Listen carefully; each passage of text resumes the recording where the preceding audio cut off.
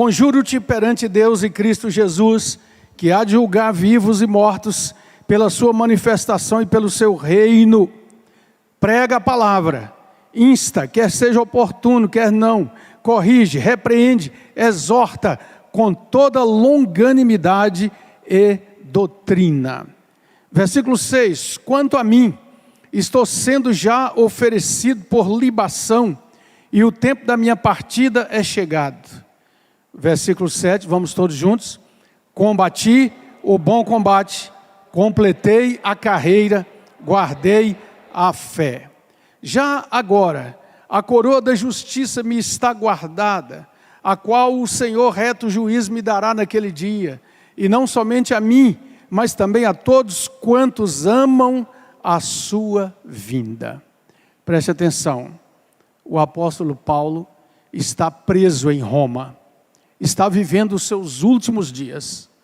Provavelmente, segundo os comentaristas, esta é a última carta que esse campeão do evangelho entre os gentios está escrevendo antes de partir para o Senhor. Então ele começa a colocar umas coisas muito pessoais aqui. Procura vir ter comigo depressa, porque Demas, tendo amado o presente século, me abandonou e se foi para Tessalônica. Crescente foi para a Galácia, Tito para a Dalmácia. Somente Lucas está comigo. Tomai com você também Marcos e traze-o, pois me é útil para o ministério. Quanto a Tíquico, mandei-o até Éfeso. Quando vieres, traze a capa que deixei em Troade, em casa de Carpo, bem como os livros, especialmente os pergaminhos. Alexandre, o latoeiro, causou-me muitos males. O Senhor lhe dará a paga segundo as suas obras. Tu guarda-te também dele, porque resistiu fortemente às nossas palavras. Na minha primeira defesa, ninguém foi a meu favor, antes todos me abandonaram. Que isso não lhes seja posto em conta. Vamos ler juntos o verso 17 e 18. Mas o Senhor me assistiu e me revestiu de forças, para que por meu intermédio a pregação fosse plenamente cumprida, e todos os gentios a ouvissem, e fui liberto da boca do leão. Diz mais este apóstolo dos gentios: o Senhor me livrará também de toda obra maligna, e me levará salvo para o seu reino celestial. A Ele, glória pelos séculos dos séculos. Amém. E vem as saudações finais. Saudai Prisca e Áquila e a casa de Onesífero. Erasto ficou em Corinto. Quanto a Trófimo, deixei-o doente em Mileto. Apressa-te a vir antes do inverno. Eubulo te envia saudações. O mesmo fazem Prudente, Lino, Cláudia e os irmãos todos. Juntos o verso 22. O Senhor seja com o teu espírito. A graça seja convosco. Amém. Pode se assentar e ore a Deus, pedindo a Ele uma palavra para a sua vida, para o seu coração. Nós nos prostramos diante de Ti, Senhor, e mais uma vez agradecemos, porque a igreja está reunida, a igreja está de portas abertas, proclamando a Tua palavra.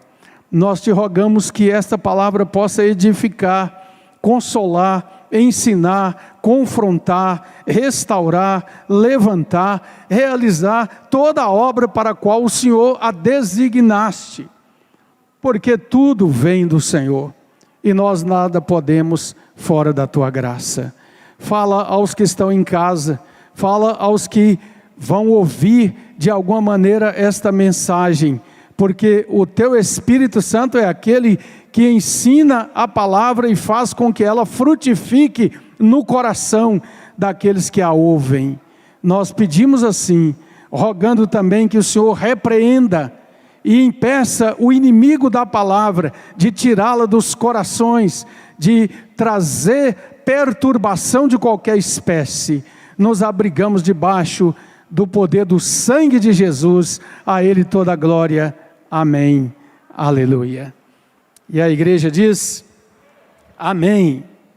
Como disse, amados, é a última carta desse apóstolo precioso do Senhor. Segundo alguns comentaristas, ele está preso numa das prisões onde havia túneis muito sombrios, escuros, e onde os prisioneiros, quando de lá saíam com vida, saíam muito doentes pelas condições tão precárias que havia ali. Provavelmente Paulo está preso agora, é a sua segunda prisão. Você acompanha no livro de Atos dos Apóstolos. Da primeira vez ele estava debaixo da ordem de comparecer perante o tribunal de César, mas tinha autonomia para alugar uma casa, recebia ali seus amigos, mas agora ele está no centro da conspiração de Nero, acusado com os cristãos de ter sido responsável pelo incêndio de Roma. E Paulo está ali porque era alguém que era conhecido de todos como o mais ardente, o mais atuante pregador do Evangelho. Então ele está enfrentando uma situação final e definitiva na sua vida. Eu gosto muito deste texto porque ele nos apresenta e traz para nós preciosas lições de como é que o cristão enfrenta o dia mau, a hora difícil, quando as coisas estão caminhando para uma falta de perspectiva, de luz no fundo do túnel, mesmo que nós tenhamos a certeza de que cumprimos o nosso dever. Quando somos alcançados e envolvidos pela pesada mão da injustiça, desse mundo mau, desse mundo pecador, onde sempre haverá tiranos, como nós estamos vendo nessa guerra absurda lá na Europa. Sempre em todas as gerações, homens que se levantam com poder humano, poder das armas, poder de dispor da vida dos outros e realmente fazem coisas terríveis, das quais os crentes não estão isentos, porque Jesus deixou muito claro da natureza comum e universal das tribulações desse mundo. Paulo escreve, já sentenciado à pena de morte, embora fale sobre uma apelação que aconteceu antes, mas ele já sabe e já está convicto que está vivendo o seu tempo final. Como ele enfrenta essa situação? Versículo 6, eu quero que você mantenha aberta a palavra, acompanhe aí o texto. É bom deixarmos que o Espírito Santo nos fala com toda a clareza aqui. Ele tem absoluta consciência de que o tempo da sua vida pertence a Deus. Diga comigo, o tempo da nossa vida é da alçada de Deus. Quanto a mim, Paulo diz no versículo 6, eu já estou sendo oferecido por libação, e o tempo da minha partida é chegado, está próximo. Paulo está convicto de que nada foge ao controle do Deus em quem ele crê, a quem ele serviu, e portanto ele está na prisão, tem a sentença de morte já determinada, mas ele sabe, olha, o meu tempo é chegado, e eu sei que Deus tem o tempo certo para cada um dos seus filhos e filhas, e portanto ele está tranquilo quanto a esse aspecto. A segunda coisa Paulo tem a certeza de que a sua missão foi cumprida. Vamos dizer, certeza de que a missão foi cumprida. Versículo 7. Combati o bom combate, completei a carreira, guardei a fé. Vamos lá juntos? Combati o bom combate, completei a carreira e guardei a fé. Que convicção preciosa e maravilhosa. Será que nós Temos pensado a respeito disso? Será que podemos estar convictos e certos de quando chegar a nossa hora de partir, de quando formos convocados para o grande e definitivo e final encontro com o Senhor, nós possamos também dizer: eu combati o bom combate, eu completei a carreira e guardei a fé? Só esse texto aqui já daria para termos uma mensagem mais aprofundada de entrar na natureza deste bom combate. Qual é o bom combate de Paulo? Desde aquele momento na estrada de Damasco, quando ele cai do cavalo por terra, quando ele vê aquela grande luz brilhando, e ele pergunta, Jesus primeiro fala com ele: Saulo, Saulo, por que tu me persegues? E o que Paulo pergunta? Quem és tu, Senhor? Ele nem sabia quem era Jesus. Ele era um mestre entre os judeus, fariseu, instruído, mas ele não sabia quem era Jesus. E Jesus disse para ele: eu sou Jesus a quem tu persegues. Mas levanta, porque você agora é um vaso escolhido. Tem um bom combate a ser feito. Nós estamos estudando aqui, domingo de manhã, tem sido muito bom, o livro de Atos dos Apóstolos. E é o livro que nos mostra esse bom combate de Paulo, em todo tempo, em todo lugar, indo nas viagens missionárias, levando a palavra de Deus. Mas agora ele, no final da sua vida, não há nenhuma lamentação: olha, não deu tempo para fazer isso, não deu tempo para fazer aquilo. Não, ele tem perfeita convicção: eu combati o bom combate, eu completei a carreira cristã, a jornada do cristão, que peregrina por esse mundo até o dia do encontro com o Senhor. E eu guardei a fé. Eu guardei a fé.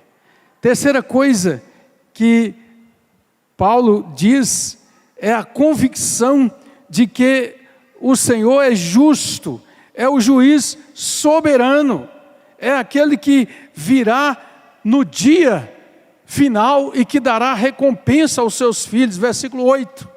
Vamos lá? O apóstolo está declarando: eu sei agora que a coroa da justiça me está guardada, a qual o Senhor, o reto juiz, me dará naquele dia. Na sua Bíblia, dia está aí com D maiúsculo. Naquele dia, o dia de Cristo, o dia em que todas as coisas passarão pelo critério do justo juiz de toda a terra, aquele dia do encontro final de céu e terra, para a restauração de todas as coisas, aquele dia do Senhor. Então Paulo tem plena convicção: eu sei que naquele dia eu receberei do Senhor essa coroa da justiça, culminando o trabalho da minha vida e da minha jornada. Também Paulo nos ensina e diz aqui que o Senhor assiste, protege e não nos abandona jamais. Diga: o Senhor nos assiste e não nos abandona jamais. Versículo 17, olha o que diz o apóstolo dos gentios.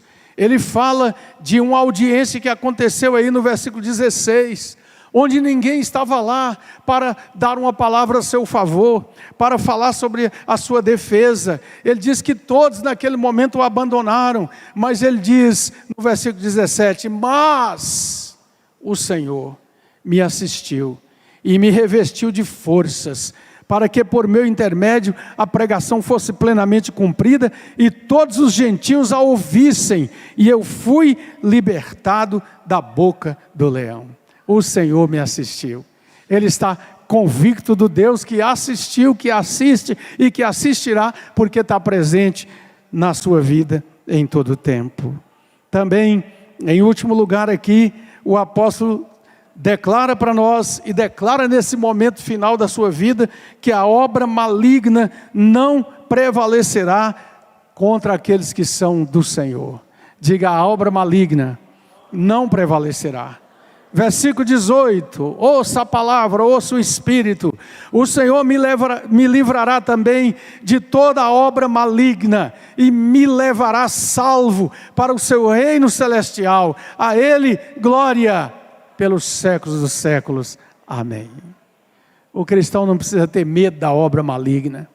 O cristão não precisa nunca achar que porque está sofrendo, porque está em um momento tão difícil, tão escuro na sua vida, que Deus o abandonou e Satanás está fazendo alguma coisa. Porque Paulo diz com toda convicção aqui: é claro, o Senhor me livrará de toda obra maligna, porque eu combati o bom combate, completei a carreira e guardei a fé. Mas esse texto é muito rico, amados, e o comentarista da Bíblia e pastor abençoado, Hernandes Dias Lopes, ele fazendo uma análise desse texto, ele nos lembra algumas coisas interessantes aqui, que são princípios e atitudes importantes para a nossa vida, para a nossa caminhada, para a nossa jornada prática do dia a dia. E eu queria analisar rapidamente aqui, conosco, com vocês, para a nossa edificação. No versículo 9, o apóstolo Paulo fala com Timóteo, seu filho amado na fé, e ele diz assim: procura vir ter comigo. De que forma? Depressa. Procura vir ter comigo. O princípio aqui, amado e amada, é que quando nós estamos no vale, quando nós estamos num momento difícil da vida, nós precisamos convidar alguém para estar do nosso lado. Nós precisamos compartilhar com alguém. Nós já dissemos aqui uma frase que não é nossa, mas muito significativa, que alegria compartilhada é alegria aumentada, e dor compartilhada é dor diminuída. Procura vir ter comigo. Paulo tinha, apesar de estar naquela prisão muito difícil, a autorização de alguma visita entrar e estar com ele. Então ele chama Timóteo: meu filho na fé, vem ter comigo. Tem momento que nós precisamos compartilhar as cargas com os outros. E daquele e daquela que se julga autossuficiente, que vive sozinho e isolado. Nós precisamos ser pessoas de relacionamentos. Nós precisamos nos alegrar, abrir a porta da nossa casa para os netos, para os parentes, para os amigos. Nós precisamos procurar ser pessoas que compartilham. Procura vir ter comigo. Eu disse aqui, e não quero ser mal entendido, acho que uns 2 domingos atrás, mas a gente precisa dizer isso. Me espanta hoje, e não estou sozinho nisso, várias pessoas, onde as pessoas estão dando muito mais valor para animais, para cachorro, do que para a gente. Nada contra os cachorrinhos, viu? Nada contra. Eles têm o seu lugar, mas eles são animais, eles não são seu filhinho, sua filhinha. Nós precisamos de gente, de companhia de pessoas. Nós precisamos de celebrar a amizade. E Paulo tinha uma amizade, um amor profundo para com Timóteo e para com essas pessoas. Preste atenção, faça uma leitura bíblica olhando os textos, o tanto de nomes que Paulo cita. Olha aqui nesse final da carta, quantos nomes ele citou. Ele tinha relacionamento com gente, com pessoas, e ele estava sempre compartilhando também com outros as suas dores e as suas necessidades. A Ruth viu uma notícia, eu não sei qual foi a fonte, mas com certeza segura, de uma pessoa, não sei se foi na Itália, quando as autoridades foram agora, tempo aí próximo, e encontraram uma senhora morta no jardim da casa, com sombras e galhos muito fechados, né? E que provavelmente passou mal ali, morava sozinha, e com a epidemia, ninguém indo na casa uns dos outros, encontraram o cadáver lá, já no estado de muito tempo. Coisa triste. Nós precisamos ter uma preocupação maior em estar presente na vida dos idosos, na vida das pessoas. O segundo princípio aqui é quando Paulo, no versículo 10, fala sobre um homem chamado Demas. ele andou com Paulo, mas agora ele foi atraído pelo presente século e ele abandonou o apóstolo Paulo.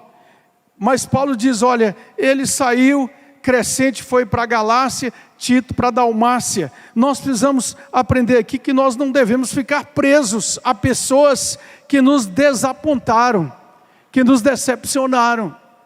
Demas decepcionou o coração de Paulo, mas ele disse, olha, ele foi, que Deus cuide, tenha misericórdia dele. Nós precisamos tomar muito cuidado na nossa vida de estar guardando coisas que nos afastam das pessoas. Alguém te decepcionou? Alguém virou as costas numa hora que você precisava? Alguém errou para com você?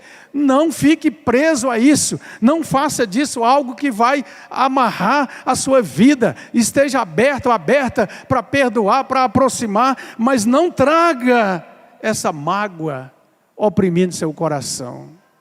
Me lembro de um político brasileiro, tempos atrás, já faleceu, que ele dizia de outro político que foi governador de um dos estados brasileiros, e ele disse assim, ele guarda os ódios na geladeira, para manter sempre fresco, né?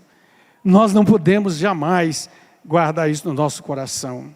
Outro princípio aqui, no versículo 13, quando o apóstolo Paulo pede para que Timóteo venha, ele diz, quando você vier, traze a capa que deixei em Troade, em casa de Carpo, bem como os livros, especialmente os pergaminhos. E o princípio é, não se afaste da palavra de Deus, ainda que você esteja vivendo terríveis momentos na sua vida.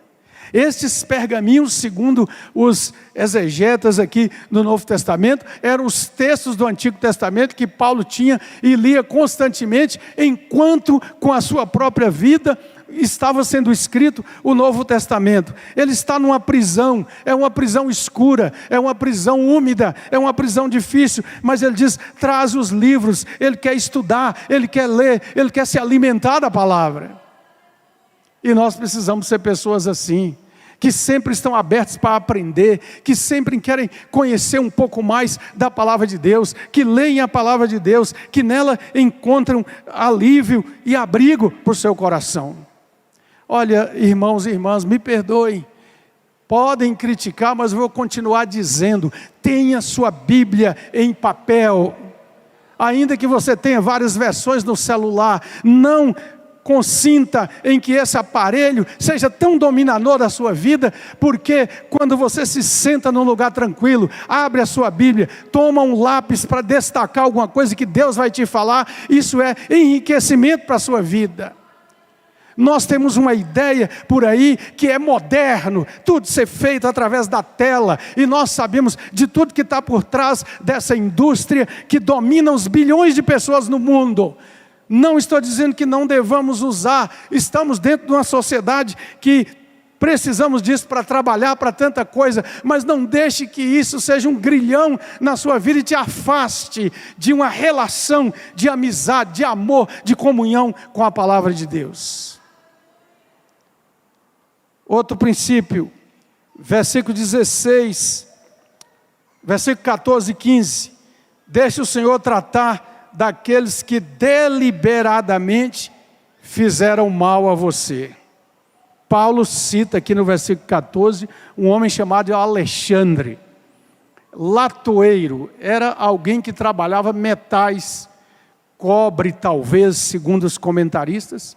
Esse homem veio à fé, com certeza se juntou à igreja, mas ele se levanta, há alguns comentaristas que dizem que ele inclusive começou a espalhar uma doutrina falsa. Paulo o advertiu, como era do seu costume fazer, ele não aceitou e inclusive perseguiu.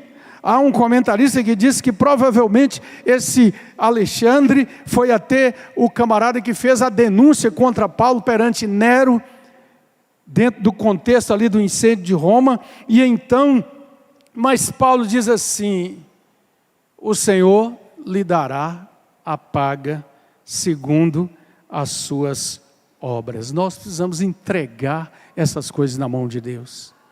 Nós precisamos pensar, porque uma coisa é quando alguém falha conosco, como é comum e como nós falhamos uns com os outros, Mas quando alguém deliberadamente monta um esquema, faz um estratagema para te fazer mal, para montar uma armadilha, e então foi isso que aconteceu aqui, mas o apóstolo Paulo não está cheio de amargura nem de ódio, ele diz, olha, ele me causou esses males, mas está nas mãos do Senhor.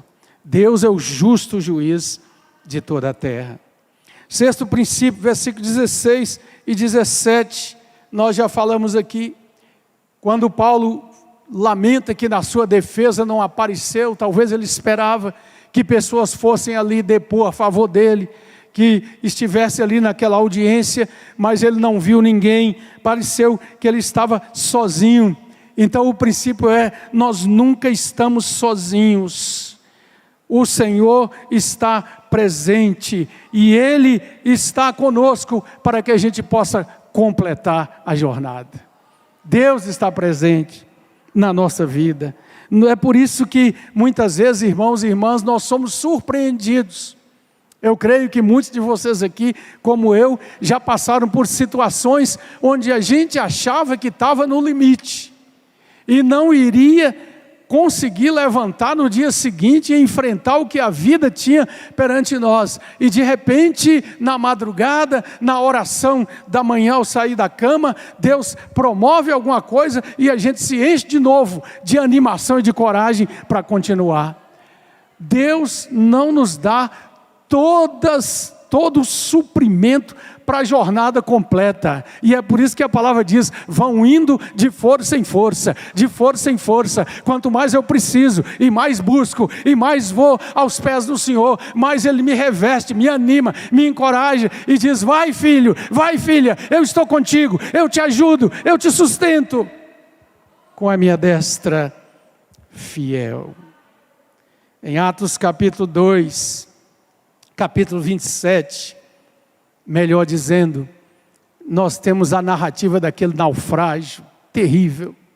O apóstolo Paulo está ali e ele enfrenta aquele momento, ele está encorajando aqueles marinheiros, já jogaram fora as armações possíveis do navio, já jogaram no mar, dia e noite. Aliás, eles não sabiam mais se era dia ou se era noite, porque tudo estava escuro, a voragem do mar parecia tragar o navio, era levado de lá e para cá como uma casca de noz, água salgada caindo sobre todos eles. Chega o dia em que eles têm que jogar fora também a carga do navio no mar, para tentar sobreviver, e diz o texto, que os marinheiros, depois que Paulo falou com eles, o Deus de quem eu sou e ao quem eu sirvo me deu a vida de todos vocês, fiquem tranquilos, ninguém aqui vai morrer.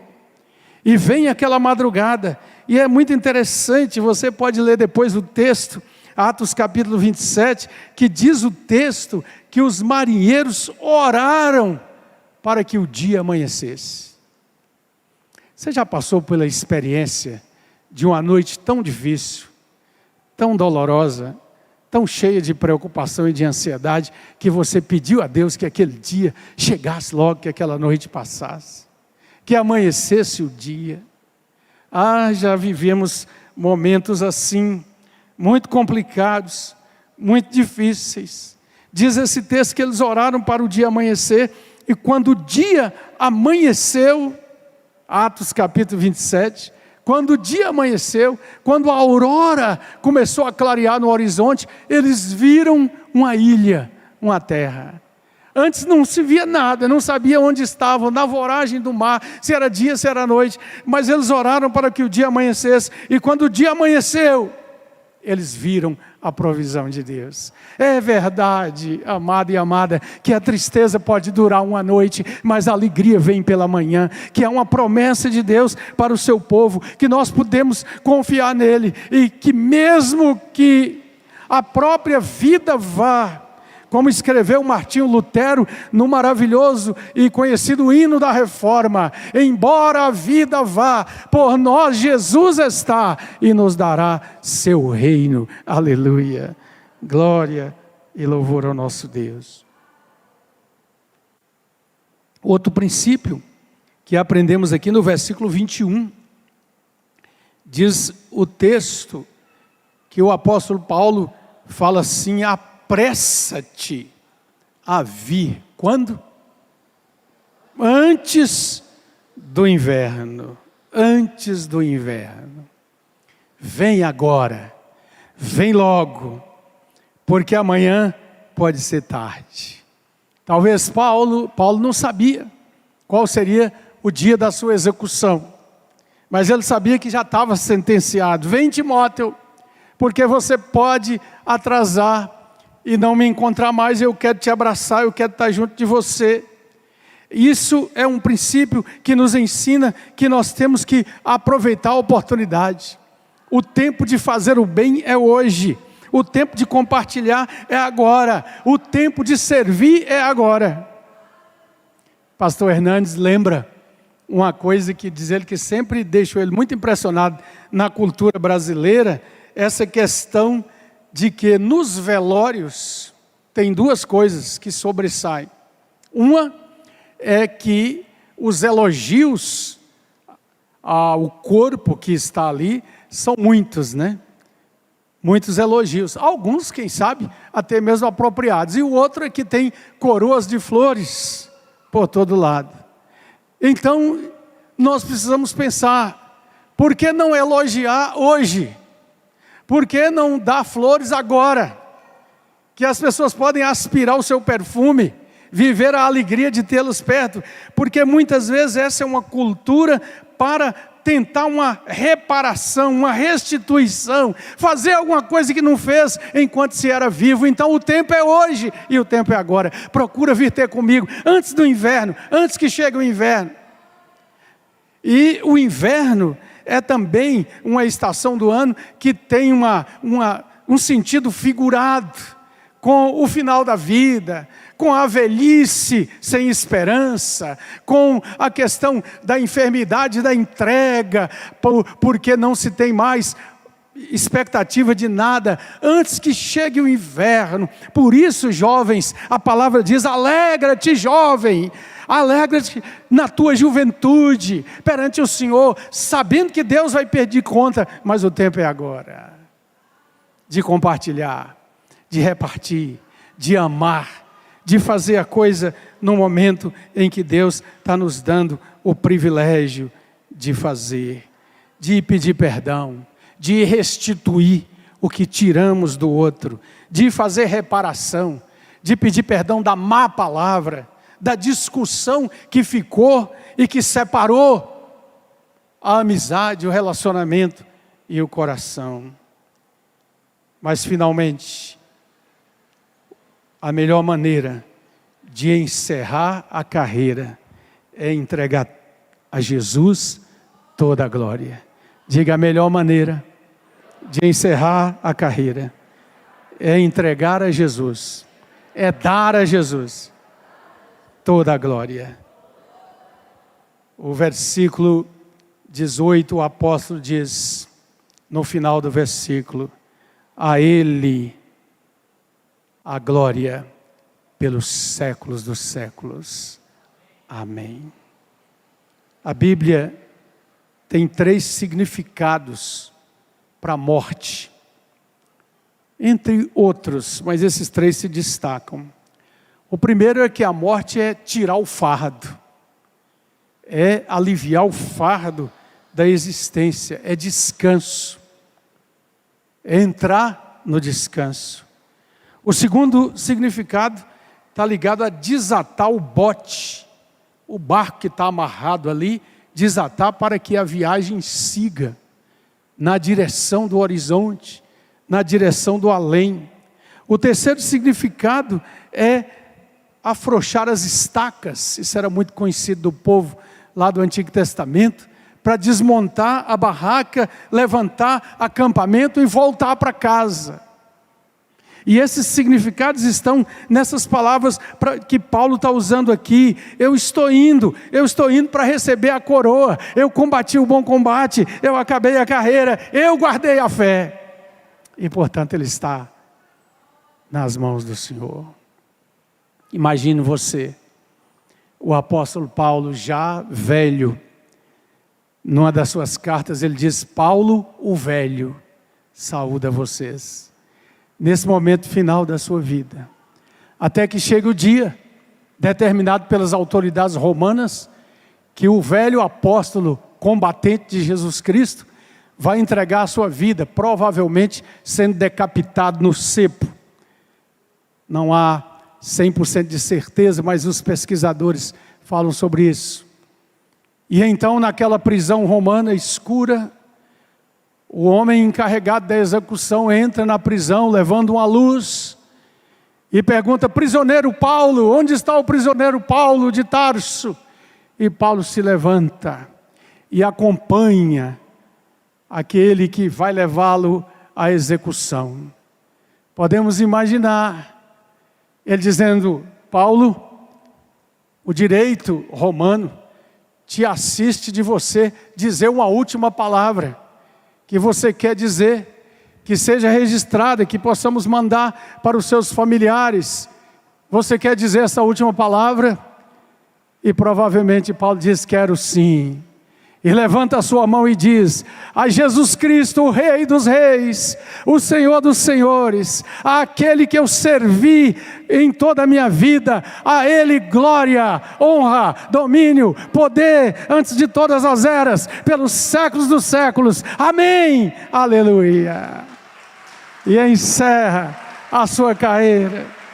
É o que ele diz aqui: a Ele toda a glória e todo o louvor.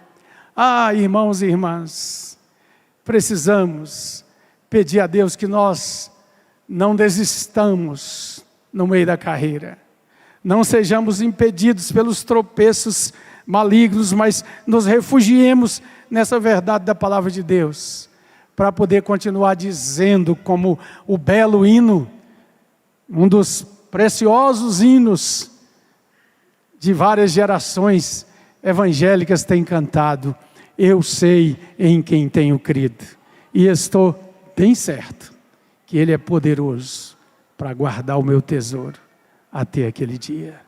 Vamos ficar de pé, vamos cantar esse hino.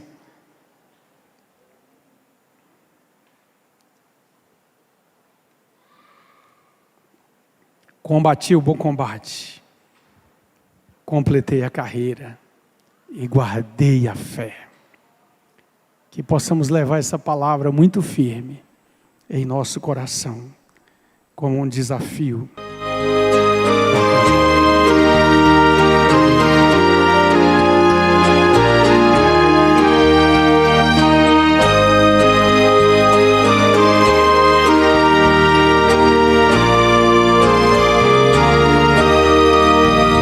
Não sei porquê de Deus o amor a mim se revelou, porque Jesus meu Salvador na cruz me resgatou. Mas eu sei quem tenho crido e estou bem certo que é poderoso.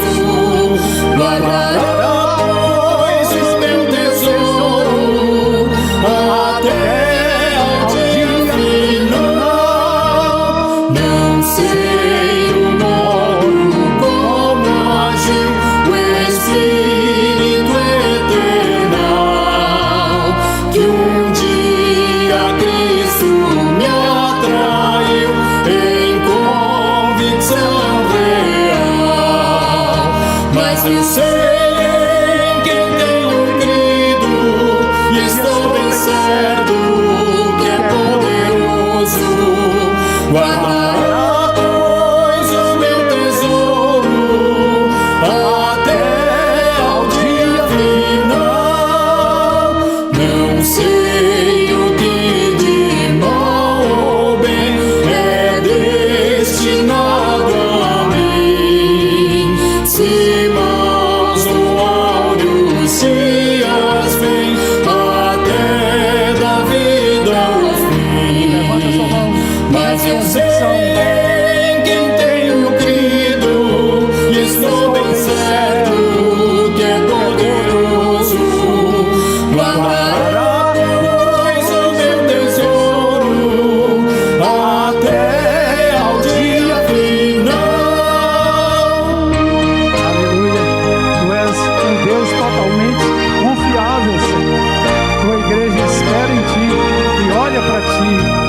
fé. Não sei se ainda longe está ou muito perto vem a hora em que Jesus virá na glória que Ele tem.